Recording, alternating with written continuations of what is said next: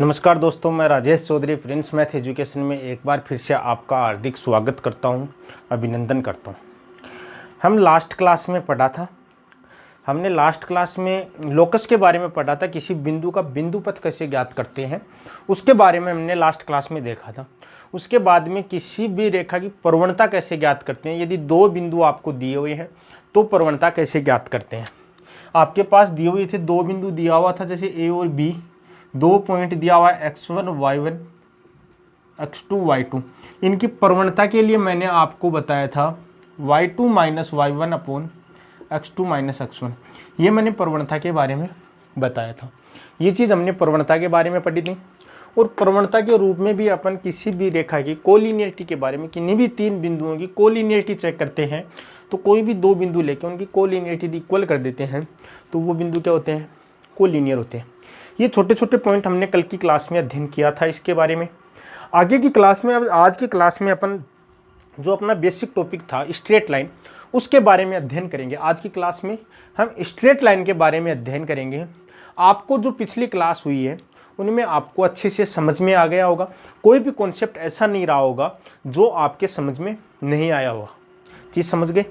तो आगे की क्लास में अपन, आज की क्लास में स्ट्रेट लाइन पढ़ेंगे, उसकी कौन कौन से रूप होते हैं, किस किस रूप में स्ट्रेट लाइन को लिख सकते हैं, इसके बारे में अध्ययन करेंगे।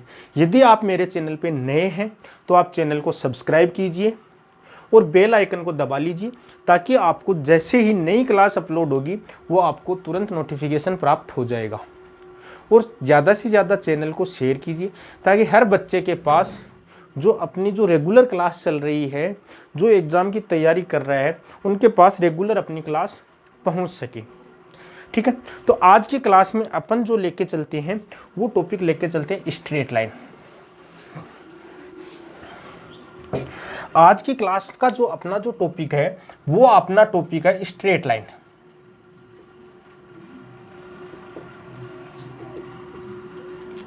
सरल रेखा।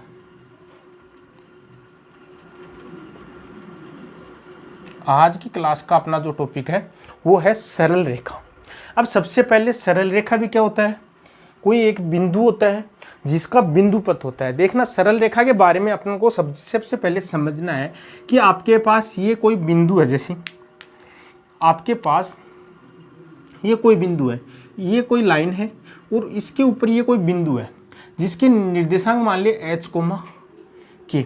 ये कोई बिंदु P है जिसके निर्देशांक क्या है, h, k। तो इस बिंदु को, उस बिंदु का जो बिंदु पथ होगा, इस बिंदु का वह बिंदु पथ जिसकी प्रवणता हमेशा क्या होगी, कांस्टेंट होगी, यानी जिसका स्लोप हमेशा क्या होगा, कांस्टेंट। तो रेखा के लिए आपके पास क्या आएगा, एक रेखा कब होगी, जब उसका स्लोप है वो क्या होगा, कांस्टेंट। क्या होगा, कांस्टेंट होगा। स्लोप को बोले तो आप बोल सकते हैं ढाल, या फिर जिसको अपन बोलते हैं प्रवणता, ये क्या होगा आपका, अचर होगा। कांस्टेंट मतलब अचर, फिक्स्ड होगा, इसमें कोई भी चेंज नहीं आएगा। चाहे आप इसका इस बिंदु पे कौन, चाहे क्या ले लो, ये थीटा है, इस बिंदु पे भी आप लोगे प्रवणता तो भी थीटा आएगी, इस बिंदु पे भी क्या आएगी, थीटा। कुल मिला के बात ये है, किसी बिंदु का बिंदु पथ, यानी किसी बिंदु का, यानी ये बिंदु है P, H, K, P बिंदु है, उसका बिंदु पथ, वह बिंदु पथ जिसमें क्या हो, उसकी प्रवणता क्या होनी चाहिए, कांस्टेंट होनी चाहिए। यदि प्रवणता कांस्टेंट है तो वो किसका बिंदु पथ बनेगा, वह एक रेखा का बिंदु पथ बनेगा। किसका एक बिंदु पथ बनेगा, रेखा का। तो इसकी ये आपके पास क्या होगी, परिभाषा। यदि आप डेफिनेशन की बात करते हो तो डेफिनेशन कैसे दोगे, लोकस के रूप में। लोकस का मतलब बिंदु पथ। बिंदु पथ के रूप में आप यदि किसी सरल रेखा की मैथमेटिकल डेफिनेशन कैसे दोगे, तो उस चीज को समझना है। तो किसी भी बिंदु का बिंदु पथ, किसी भी बिंदु का बिंदु पथ जिसकी प्रवणता हमेशा क्या हो, कांस्टेंट हो, यानी ढाल, स्लोप, प्रवणता। मैं आपके सामने जिसके बारे में ज्यादातर मैं यूज वर्ड कौन सा यूज लूंगा, स्लोप यूज लूंगा। ठीक है, आसान रहता है बोलने में। तो उसका स्लोप क्या होगा, कांस्टेंट होगा, अचर होगा, उसमें कोई भी, यहाँ पे स्लोप थीटा है, यहाँ पर थीटा है, यहाँ पर थीटा है, जहां पर भी इसका कोण क्या है, इसका स्लोप क्या है, थीटा है, यानी सेम स्लोप है, उसको क्या बोल दोगे आप, उस बिंदु का बिंदु पथ क्या कहलाता है, एक सरल रेखा कहलाता है। ये तो आपके पास क्या ही डेफिनेशन आ गई किसकी, सरल रेखा की सरल रेखा क्या होती है। तो आपको कुछ भी लिखने की जरूरत नहीं है। आपके पास कोई बिंदु है, ये इसका बिंदु पता है, ये इधर उधर कहीं पर भी गमन कर सकता है, लेकिन इसका एंगल क्या रहना चाहिए, स्लोप क्या रहना चाहिए, स्लोप क्या रहना चाहिए, कांस्टेंट रहना चाहिए। यानी हर जगह उसका स्लोप क्या रहना चाहिए, कांस्टेंट रहना चाहिए। हर पॉइंट पे उसका स्लोप हमेशा क्या रहना चाहिए, कांस्टेंट रहना चाहिए। स्लोप में कोई बदलाव नहीं आना चाहिए। चीज समझ गएगा। यदि उसका स्लोप कांस्टेंट है तो वह हमेशा क्या कहलाती है, एक सरल रेखा का समीकरण होगा। ये चीज समझ में आ गई होगी। आगे देखना, उसके बाद में आपको क्या पढ़ना है, देखना सरल रेखा के विभिन्न रूप। अब आपको क्या पढ़ना है, अब अपने को पढ़ना है सरल रेखा के विभिन्न रूप।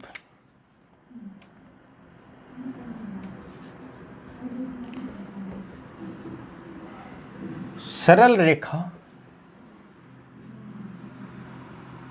की विभिन्न रूप, यानी स्ट्रेट लाइंस की वेरियस फॉर्म कितनी होती है। ठीक है, यानी straight equation of straight line various form, यानी विभिन्न रूप कितने होते हैं। सरल रेखा को कितने रूप में अपन रिप्रेजेंट करते हैं, उस चीज को उसकी अपन अलग अलग प्रेजेंट निकाल लेंगे। उसका व्यापक रूप क्या होता है, उसका लंब रूप क्या होता है, उसका अंतःखंड रूप क्या होता है, उसका ढाल रूप क्या होता है। तो हर रूप के बारे में, बिंदु और ढाल रूप उसका क्या होता है, हर रूप के बारे में, सरल रेखा के कितने रूप में होते हैं, हर रूप अपनी जगह इंपॉर्टेंट होता है, सब एक दूसरे से रिलेटेड है। कैसे है उस चीज का प्रूफ मैं आपको बताऊंगा। जो कुछ भी अपन पढ़ेंगे सबका प्रूफ पढ़ेंगे, कुछ भी ऐसा नहीं पढ़ेंगे जिसके बारे में आपको प्रूफ नहीं पता हो। यदि आपको प्रूफ पता है जी, इसमें आपके पास ज्योमेट्री में यदि हर टॉपिक का प्रूफ पता है तो आप किसी भी टॉपिक में अटकने की संभावना नहीं रहती है। चीज समझ गए। तो देखना, सबसे पहले अपन पढ़ते हैं पॉइंट स्लोप फॉर्म। सबसे पहले अपन पॉइंट स्लोप फॉर्म,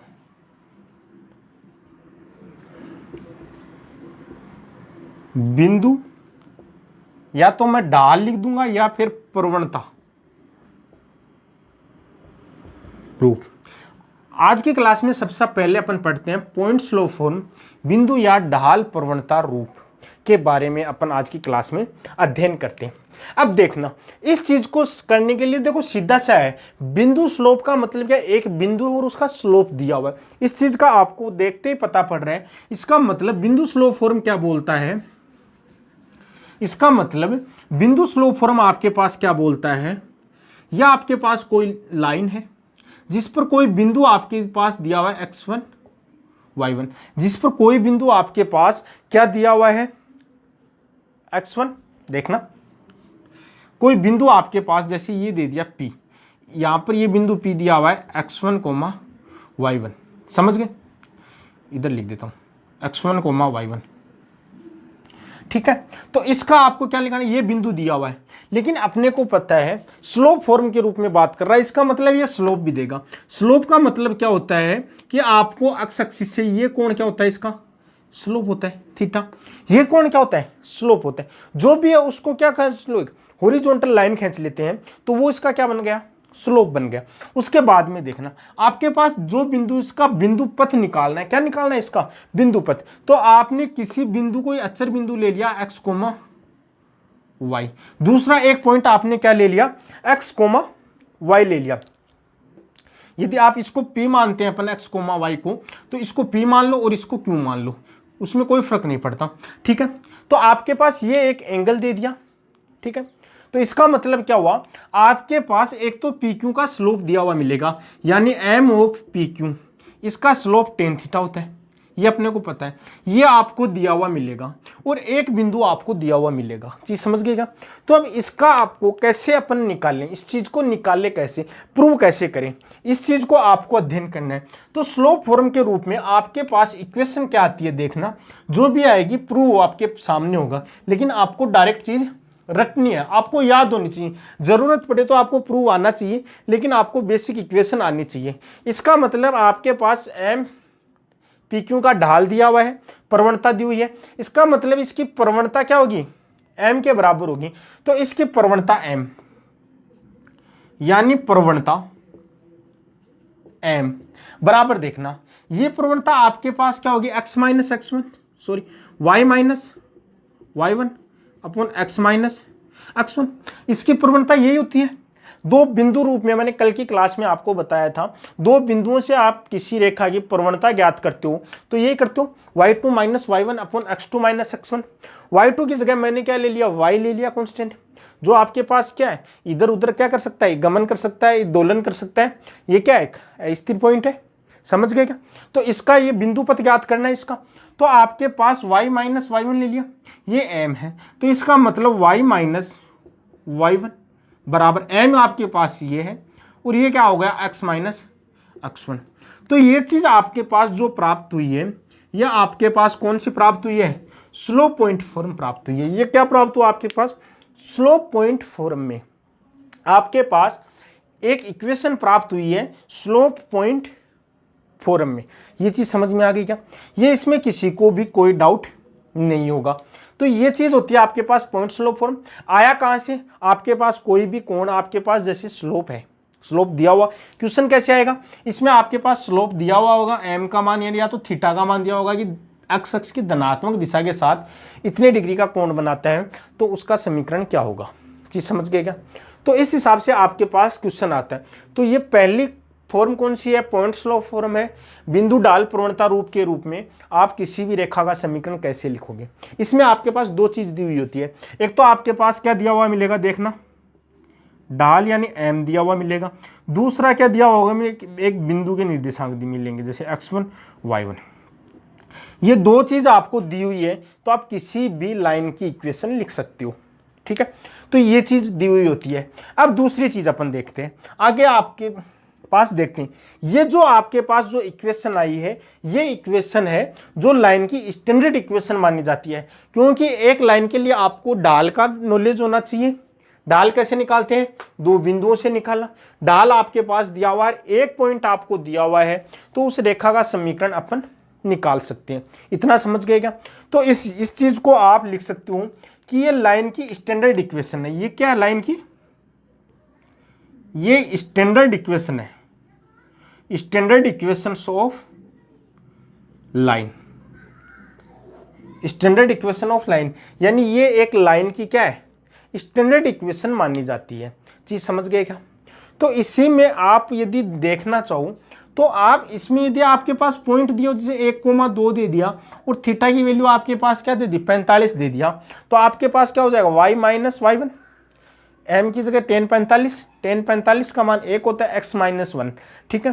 तो आपके पास क्या होगा, 1 पर उधर चला गया, तो आपके पास x माइनस y, और ये उधर जाएगा, कैंसिल आउट हो जाएगा, तो x माइनस वाई बराबर 0। ये आपके पास क्या आ जाएगी, इक्वेशन आ जाएगी। चीज समझ गएगा। तो रेखा के समीकरण के लिए आपके पास ये इसकी स्टैंडर्ड फॉर्म होती है, जिसमें आपको एक स्लोप दिया हुआ है और एक बिंदु दिया हुआ है। ये तो अपने पास फर्स्ट फॉर्म अपने पास आ गई है। उसके बाद में अपन बात करते हैं सेकंड, अपने पास किस रूप में रेखा का समीकरण ज्ञात करना हो सकता है। दूसरा रूप अपन ज्ञात करते हैं। दूसरा रूप ज्ञात करने के लिए अपन कैसे करेंगे, देखना। दूसरा रूप अपन ज्ञात करने के लिए अपन करेंगे, अपने पास दूसरी आपके पास होती है 2 पॉइंट फॉर्म,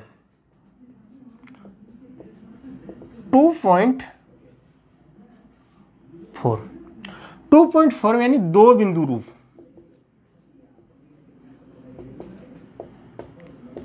साथ साथ समझने की कोशिश करना।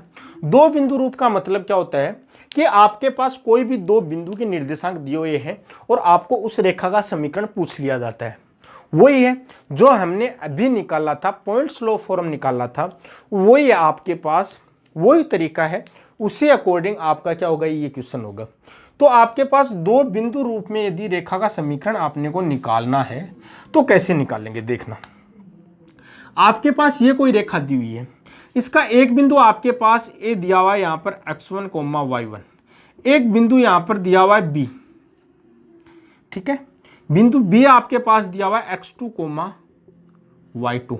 ये दो बिंदु आपके पास दिया हुआ है और आपको बोल दिया जाता है कि आप क्या निकालो, इसका आप क्या निकालो, इस रेखा का समीकरण ज्ञात करो। यानी आपके पास कोई रेखा इन दो बिंदुओं से गुजरती है तो इस रेखा का समीकरण क्या होगा। क्वेश्चन यही बनता है। देखना आपको समझ में आ गया, कॉन्सेप्ट यदि समझ में आ गया तो आपको कहीं भी घबराने की जरूरत नहीं होगी। देखना आपके पास क्या दे दिया, दो बिंदु दे दिया, इन दो बिंदुओं से गुजरने वाली रेखा का समीकरण पूछा है। कुल मिलाकर बात यह है, दो बिंदुओं से गुजरने वाली रेखा का समीकरण। इसका मतलब इसका कोई बिंदु मान लेते हैं, यहां पर बिंदु P, एक बिंदु तो मांगेंगे कि ये x कोमा y ये तीसरा बिंदु है जो भी क्या इस रेखा पर स्थित है। ये हमने मान लिया कि इस रेखा पर ही स्थित है, इन दो बिंदुओं से गुजरिए, तीसरा भी इसी रेखा पर स्थित कोई बिंदु मान लिया मैंने P। तो अपन इस दो बिंदुओं से गुजरने वाली रेखा का समीकरण कैसे ज्ञात करेंगे उसके लिए देखना। तो उसके लिए देखना ये तीनों बिंदु क्या है, कोलिनियर। इसका मतलब आपके पास A, B और P क्या हो गए, संरेख हो गए। क्या हो गए, कोलिनियर हो गए, कोलिनियर हो गए। यानी A, B और P तीनों बिंदु क्या हो गए, संरेख। संरेख के लिए आपके पास क्या प्रतिबंध है, संरेख के लिए आपके पास प्रतिबंध है तो MAB, इसका जो आपके पास इसका जो ढाल आएगा वो किसके बराबर होगा, MAP के बराबर। यानी इसका ढाल और इसके ढाल, दोनों बिंदुओं का ढाल क्या होगा, इक्वल होगा। चीज समझ गएगा। आप इसको ऐसे भी कर सकते हो कि इसका ढाल और इसका ढाल इक्वल कर दो, उस चीज पर क्वेश्चन में कोई फर्क नहीं पड़ता। इस चीज को हमेशा ध्यान रखना। चीज समझ में आ गई होगी। तो देखना ऐसे क्वेश्चन को करने के लिए आपके पास क्या होगा, दोनों बिंदुओं का ढाल इक्वल कर लेंगे, जो मैंने कल की क्लास में कोलिनियरिटी में पढ़ाया था। तो AB का ढाल का मतलब क्या होता है, y2 minus y1 upon x2 minus x1, y2 minus y1 upon x2 minus x1। अब देखना इसका ढाल निकाल लेंगे, B और P का ढाल निकालेंगे, इसका मतलब y माइनस y2 ये निकालेंगे, या तो ये निकालेंगे या फिर क्या निकालेंगे, ये। हमने क्या लिखा है यहां पर AP के बारे में लिखा है, उस चीज से कोई फर्क नहीं पड़ता मेरे प्यारे बच्चों। यदि आप चाहे एक AP का ढाल निकालो चाहे BP का ढाल निकालो, उस चीज से कोई फर्क नहीं पड़ता है। इस चीज को आप ध्यान रखना। तो मैंने यहां पर AP के बारे में लिया है, इसका मतलब y minus y1 upon x minus x1। देखना y2 की जगह y है और y1, x2 की जगह x है x1। ये आपके पास क्या आ गया, ढाल मैंने दोनों के लिख दिए। इसका मतलब इसको क्रॉस मल्टीप्लाई आप करोगे, इसका मतलब y माइनस y1 ये किसके बराबर आएगा, y2 minus y1 upon x2 minus x1, ये तो आएगा। और पास में क्या आ जाएगा, x माइनस x1। तो ये आपके पास क्या आ जाएगी, दो बिंदुओं से गुजरने वाली रेखा का समीकरण। तो यह आपके पास आ जाएगी दो बिंदुओं से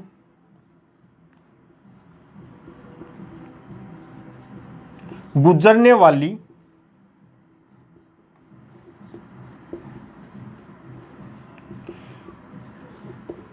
रेखा का समीकरण।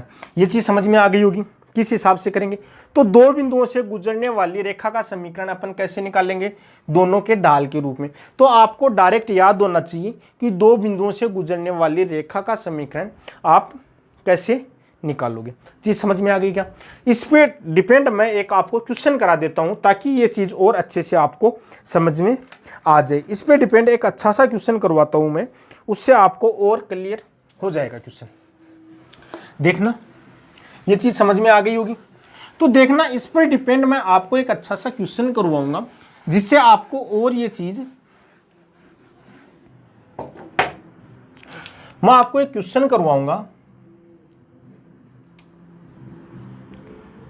बिंदु ए दिया हुआ है आपके पास, बिंदु ए दिया हुआ है 1,2 तथा बिंदु तथा B -1,2 से, जैसे मैं लिख लेता हूं इसका -2,2 से गुजरने वाली रेखा का समीकरण।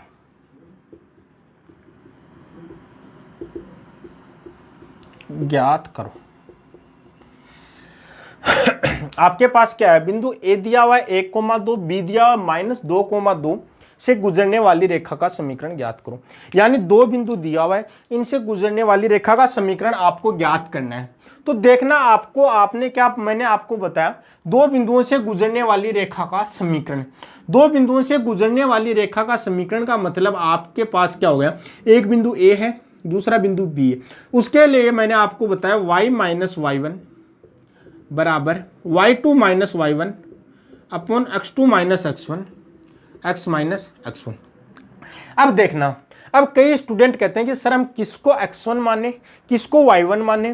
तो देखना, या तो आप इसको मान लो x1 कोमा y1, ठीक है, या फिर इसको मान लो x1 कोमा y1, वो आपकी इच्छा है। तो जैसे मैंने इसको मान लिया, इसको मान लिया, इसका मतलब इसका x1 y1 की जगह वैल्यू क्या रखी जाएगी, इसकी। यदि आप इसको मान रहे हो तो इसकी वैल्यू रखी जाएगी, आंसर क्या आएगा, सेम। दूसरे वाला अपने आप ही क्या हो जाएगा, y2। तो यदि ये x1 y1 है तो ये क्या होगा, x2 y2। तो देखना y minus y one, y minus y one यानी y माइनस वाई वन की वैल्यू क्या आपके पास 2 बराबर y2 minus y one, 2 minus 2, 2 minus 2 में से क्या जाएगा, 2 जाएगा। तो देखना यहां पर इसकी इक्वेशन क्या हो रही है, 0 हो रही है। मैं इसका मतलब यहां पर क्या ले लेता हूं, 3 ले लेता हूं। क्या ले लेता हूं, 3 ले लेता हूं, ताकि आपको क्वेश्चन क्या हो जाए, थोड़ा सा सही हो जाए। 0 हो जाएगा तो आपका इक्वेशन क्या बनेगी, छोटी बन जाएगी। ये y माइनस 2 बराबर 0 ही आपका क्या हो जाएगा, आंसर बन जाएगा। तो देखना 3 ले लिया मैंने, तो 2 माइनस 3 बट्टे y2 माइनस वाई वन करना है अपने को। यहां पर क्या करना है, इस चीज का ध्यान रखना कि यहां पर y2 माइनस वाई वन यानी ये 2 घटाना है, तो 3 माइनस 2, और नीचे क्या आ जाएगा x2 माइनस x1 यानी माइनस 2 माइनस 1, और यहां पर x माइनस क्या हो जाएगा 1।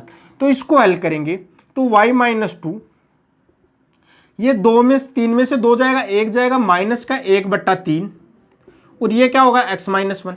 माइनस अंदर मल्टीप्लाई होके इधर लेके आएंगे तो क्या हो जाएगा, प्लस ये 3 इधर हो जाएगा। तो देखना 3y माइनस का 6 बराबर माइनस x प्लस 1, ये पूरी पोर्शन इधर आएगा तो आपके पास क्या हो जाएगा x प्लस 3y, ये इधर आके माइनस का माइनस 7 बराबर 0। तो आपके पास आंसर क्या आया, x प्लस 3y माइनस 7 बराबर 0। यह आपके पास आंसर आया।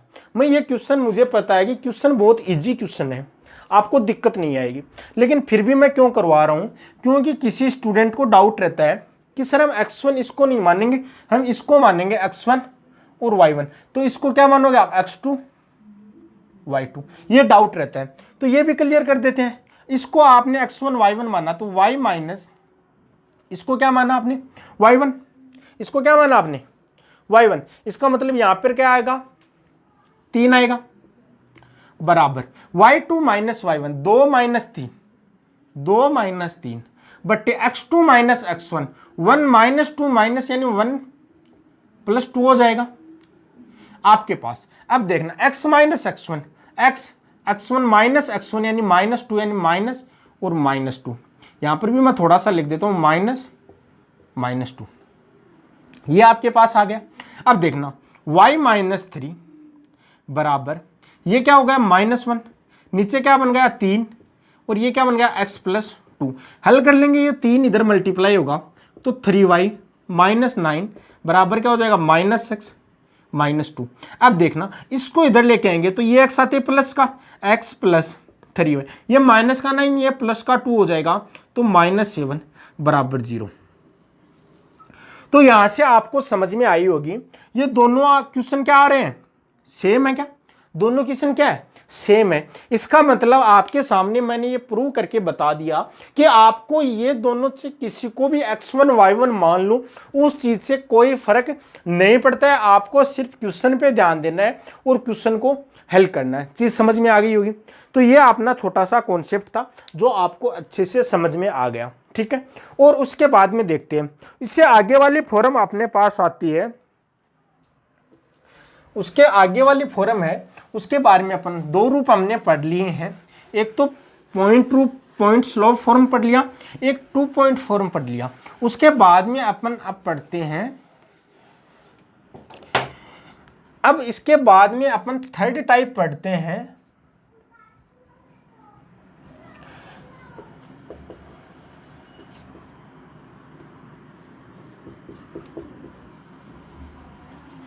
स्लोप इंटरसेप्ट फॉर्म, जिसको सामान्य रूप में बोला जाता है ढाल रूप। सामान्य रूप में क्या बोला जाता है? ढाल रूप या प्रवणता रूप बोला जाता है। ठीक है, तो ऐसे क्वेश्चन को करने के लिए आपको कैसे करना है देखना। इसके लिए आपके पास क्या दिया हुआ होता है, जैसे आपके पास ये एक्सिस है, या आपके पास क्या दिया हुआ है? दो एक्सिस, या आपके पास कोई लाइन दी हुई है, ये आपके पास कोई लाइन दी हुई है। क्या दिया हुआ? ये एक्सिस दिया हुआ है, ये कोई आपके पास लाइन दी हुई है, और ये बोलता है कि ये क्या करता है? सी का अंतःखंड काटती है। यानी आपके पास ये स्लोप फॉर्म होती है y बराबर एम एक्स प्लस सी।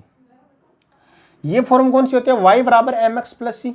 सी आपके पास, यहां से थोड़ा सा समझाता आता हूं कि सी आपके पास क्या होता है कि y एक्स पर रेखा द्वारा काटा गया अंतःखंड। ठीक है, तो इसको ढाल अंतःखंड रूप भी कहा जाता है, इसको अंतःखंड रूप भी कहा जाता है, ढाल रूप भी बोला जाता है। और y यहां पर m क्या है?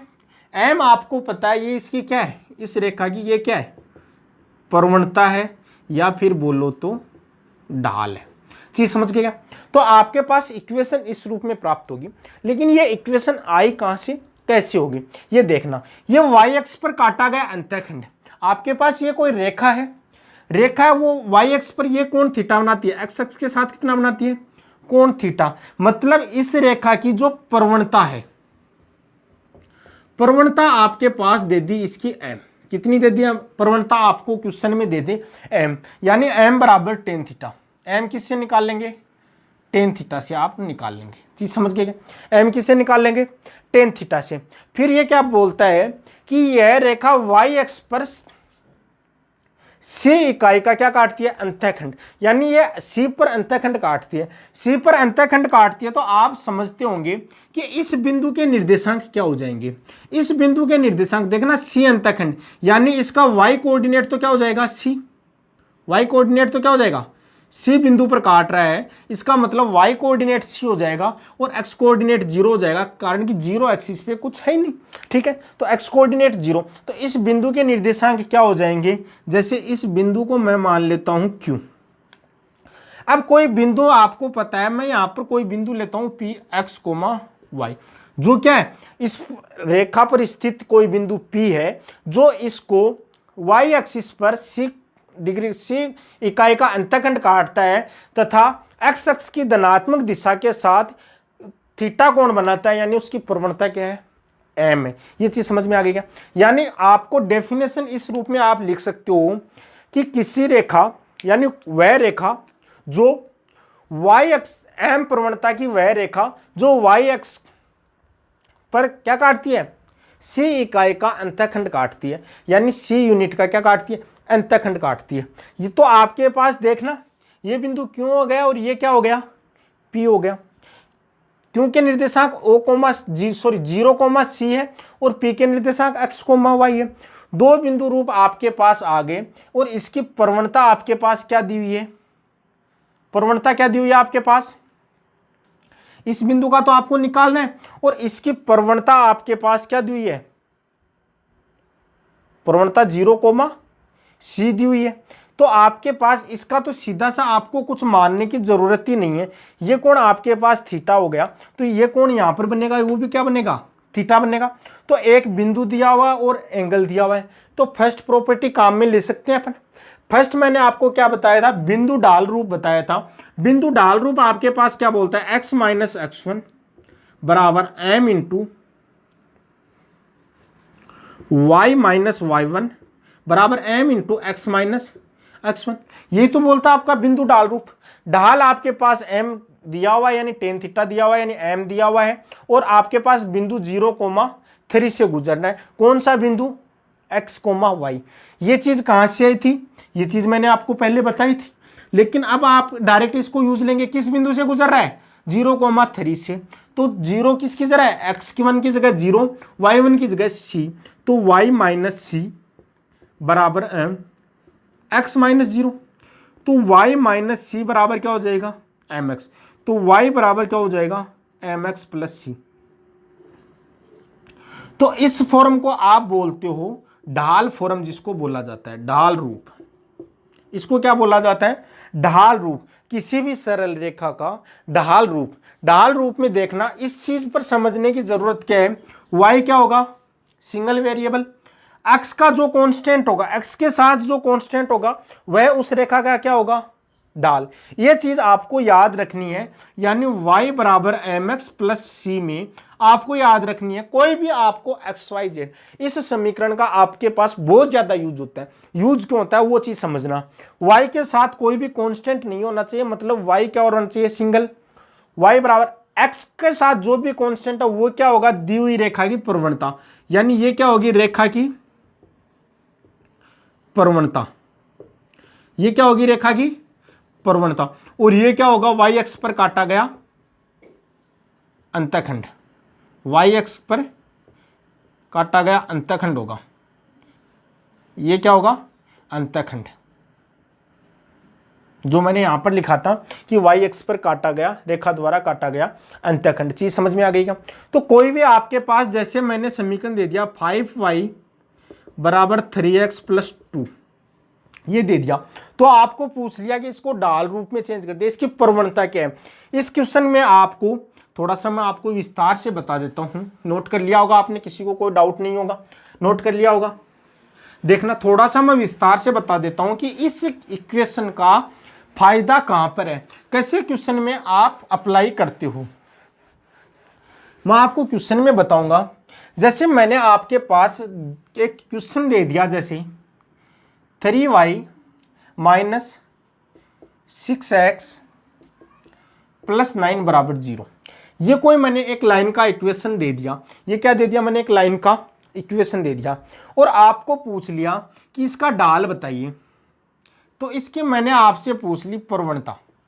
क्या पूछ ली, प्रवणता। तो प्रवणता निकालने के लिए देखिए, आपके पास डायरेक्ट प्रवणता निकालने के लिए सबसे बढ़िया जो मेथड है वो यही होता है कि ये 3y बराबर, इसको पूरे को उधर लेके जाएंगे तो 6x माइनस 9, y बराबर 6/3x माइनस 9/3। इसका मतलब y बराबर क्या हो जाएगा, 2x माइनस 3। आपके पास इक्वेशन ये आई। आपके पास क्या इक्वेशन, ये। इसका मतलब क्या है हुआ कि इसकी तुलना आप कर सकते हो y बराबर एम एक्स प्लस सी से। यहां से इसकी तुलना करेंगे तो m की वैल्यू क्या आएगी, 2, c की वैल्यू क्या आएगी, -3। यहां से m की वैल्यू क्या आ गई, 2। मतलब इसकी प्रवणता क्या आ गई, 2। इसकी प्रवणता 2 आ गई। और c बराबर क्या हो गया, -3। c बराबर -3 का मतलब क्या हुआ कि ये रेखा ऐसे काटती है, ये अंतःखंड ये क्या काटती है, -3 का नीचे अंतःखंड काटती है। तो ये आप आसानी से इस रेखा को डिसाइड कर सकते हो कि ये कौन से किधर से गुजरती है और इसकी प्रवणता क्या आएगी। इसमें आप आसानी से पता लगा सकते हो। ये चीज समझ में आ गई होगी। तो इसका आपको ढाल रूप का आपके माइंड में फिट हो जाना चाहिए कि ढाल रूप कैसे आया, कैसा क्वेश्चन बन सकता है। इसका यही फायदा होता है कि आप डायरेक्ट इसको लिख सकते हैं। दो बिंदु है, दो बिंदु वाला तरीका भी इसी में आता है। ठीक है, तो आपके पास ये तो था, आपके पास छोटे छोटे मैंने 3 टाइप करवा दिए। उसके बाद में इस पर डिपेंड अपन क्वेश्चन करते हैं। जो क्वेश्चन करेंगे इसमें अपने को समझ में आएगा कि कैसे कैसे क्वेश्चन आते हैं। देखना,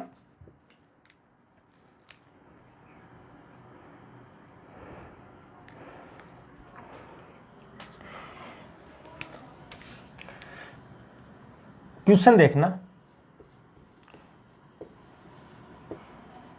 उस रेखा का समीकरण ज्ञात करो जो बिंदु 1, -3 से गुजरती है तथा x अक्ष की धनात्मक दिशा के साथ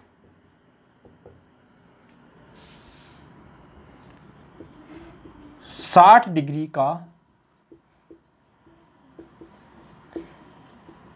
कोण बनाती है। देखना उस रेखा का समीकरण ज्ञात करो जो बिंदु 1, -3 से गुजरती है तथा वो एक्स अक्ष के साथ, देखिए कई जगह लिखा हुआ मिल सकता है एक्स अक्ष की धनात्मक दिशा, ये लिखा हुआ मिल सकता है, और कई जगह लिखा हुआ मिलेगा एक्स अक्ष के साथ, तो दोनों में कोई भी फर्क नहीं है। इस चीज का हमेशा ध्यान रखना कि उस बिंदु का आपको उस रेखा का समीकरण ज्ञात करना है जो बिंदु 1, -3 से गुजरती है तथा एक्स अक्ष के साथ कितने डिग्री का कोण बनाती है, 60 डिग्री का कोण बनाती है। यानी आपके पास क्या बन गया, 1,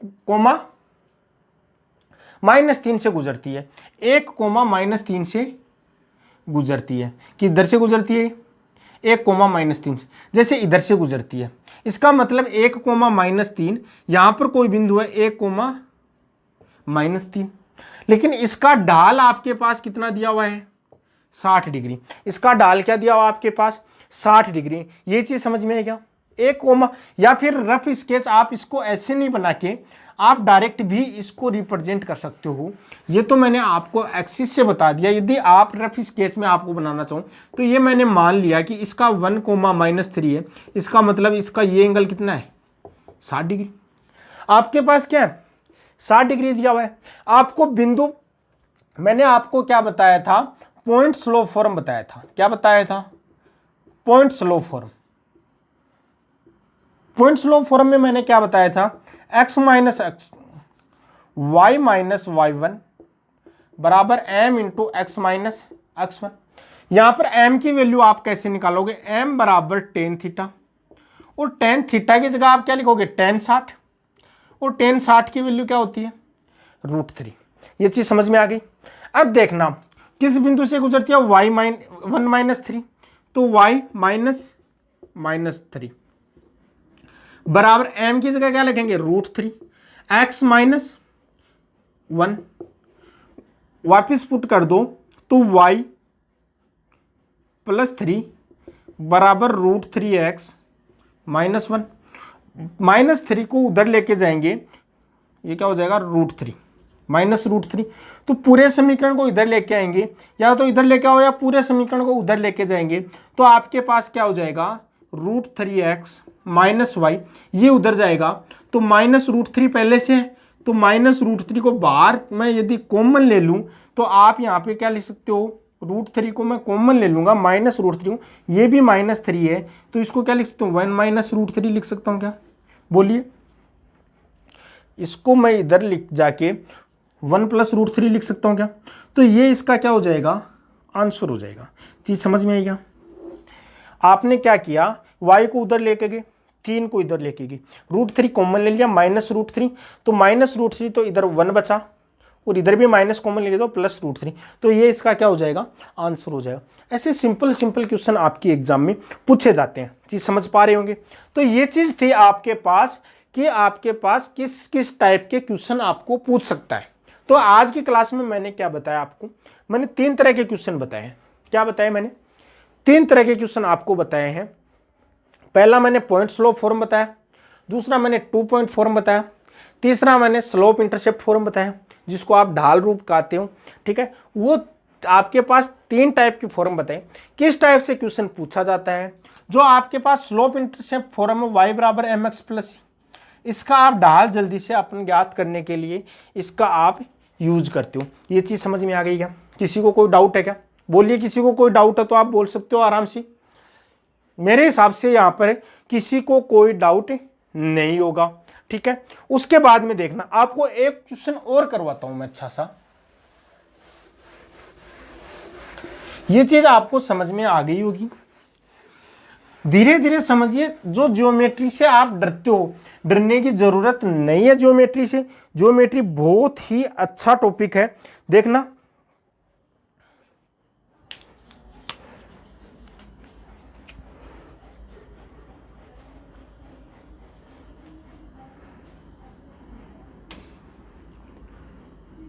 क्वेश्चन लिखता हूं मैं,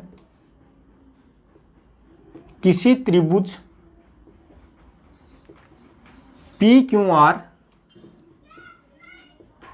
के शीर्ष कौन से हैं, देखना। P पर आपको दिया हुआ है 2,1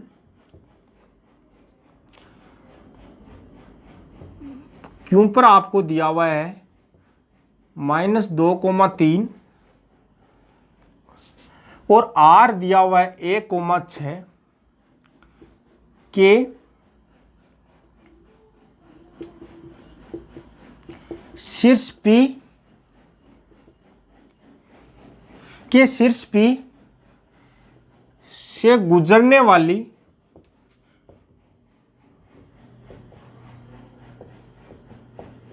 माध्यिका का समीकरण ज्ञात करो।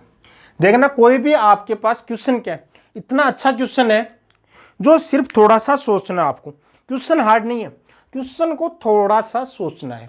आपके पास किसी त्रिभुज पी क्यू आर के शीर्ष दिए हुए हैं, पी क्यू आर के शीर्ष दिए हुए हैं तथा शीर्ष पी से, यहां पर मैं लिख देता हूं तथा शीर्ष पी से गुजरने वाली माध्यिका का समीकरण, शीर्ष पी से गुजरने वाली माध्यिका का समीकरण। तो क्वेश्चन को थोड़ा सा लैंग्वेज को समझना है। आपके पास जो ज्योमेट्री अपने पास आती है, स्ट्रेट लाइन आती है, ज्योमेट्री के जितने भी 2D के क्वेश्चन आते हैं वो सिर्फ समझ पे डिपेंड होते हैं। आपको प्रॉपर्टी आनी चाहिए, उसको लागू करना आना चाहिए। ये क्या बोल रहा है, किसी त्रिभुज की बात कर रहा है, इसका मतलब मैं सबसे पहले क्या बनाता हूं, एक त्रिभुज बनाता हूं। मैंने एक त्रिभुज बनाया पी क्यू आर, इसके निर्देशांक दिए हुए 2,1 -2,3 और ये आर का निर्देशांक दिया हुआ आपके 1,6। अब ये क्या बोल रहा है, बिंदु पी से गुजरने वाली माध्यिका, यानी ये बोल रहा है बिंदु पी से गुजरने वाली माध्यिका, यानी बिंदु पी से गुजरने वाली माध्यिका। ये कोई माध्यिका है बिंदु पी से गुजरती है जो एस पर कट करती है। बिंदु पी से गुजरने वाली माध्यिका का समीकरण आपको पूछा है। तो आपको पूछा है इस रेखा का समीकरण, रेखा का समीकरण। ये तो बोलता है क्वेश्चन कि शीर्ष पी से गुजरने वाली माध्यिका का समीकरण आपको ज्ञात करना है। माध्यिका क्या होती है, सबसे पहले आपको पता होना चाहिए। मैंने बताया था कि माध्यिका क्या होती है, पीछे जो क्लास थी अपनी उसमें मैंने आपको बताया था माध्यिका क्या होती है। माध्यिका होती है वो शीर्ष पी से यानी सामने वाली भुजा को क्या करती है, दो बराबर भागों में विभाजित करती है। बराबर भागों में मतलब ये क्या करती है, समद्विभाजित करती है। मतलब ये दोनों भुजाएं क्या है, ये दोनों भुजाएं क्या एक दूसरे बराबर है। इसका मतलब 1:2 में। इसका मतलब क्यू आर का मध्य बिंदु क्या है, एस। एस क्या है, क्यू आर का मध्य बिंदु। इसका मतलब एस क्या है, क्यू आर का मध्य बिंदु। क्यों है, क्योंकि पी एस क्या है, माध्यिका। ये क्या है, माध्यिका। यह आपके पास क्या है, माध्यिका क्वेश्चन में दिया। ये माध्यिका, इसका मतलब एस क्यू आर का क्या है, मध्य बिंदु है। मध्य बिंदु है, इसका मतलब मध्य बिंदु के निर्देशांक क्या होंगे, x1 + x2/2। देखना, याद रखना, मध्य बिंदु के निर्देशांक के लिए मैंने आपको बताया था, मध्य बिंदु के निर्देशांक के लिए मैंने बताया था x1 + x2/2, y1 + y2/2, यही बताया था। तो -2 + 1 यानी -1/2, तो आपके पास -1/2। 3 + 6 9/2, ये आपके पास आ गए। ये एस के निर्देशांक आपके पास आ गए। अब आपको सीधा सा क्या पूछा है, पीएस, रेखा पीएस का समीकरण पूछा। आपको पूछा क्या है, रेखा पीएस का समीकरण। देखना, समझने की कोशिश करना, आपको कुछ भी नहीं लिखना पड़ेगा।